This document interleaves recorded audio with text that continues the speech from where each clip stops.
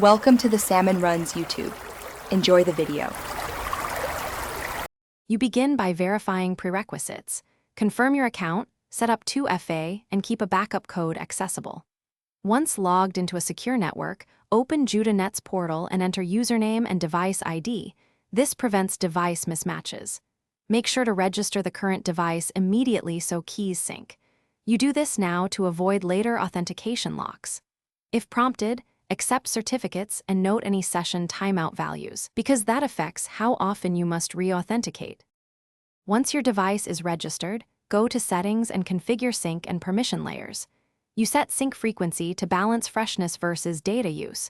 For most users, 15 minutes works well. Then assign device permissions. Grant only required rights so you reduce attack surface. Make sure to enable privacy controls, limit logs retention, and opt out of telemetry if privacy matters. If team access exists, create named groups and apply policies to avoid accidental overexposure.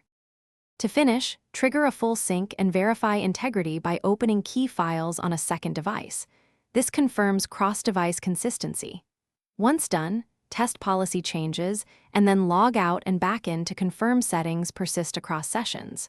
Make sure automatic updates are enabled so you get fixes. If something fails, check Juda Net logs for specific error codes, re-register the affected device, and reset 2FA only after confirming identity. That single tip.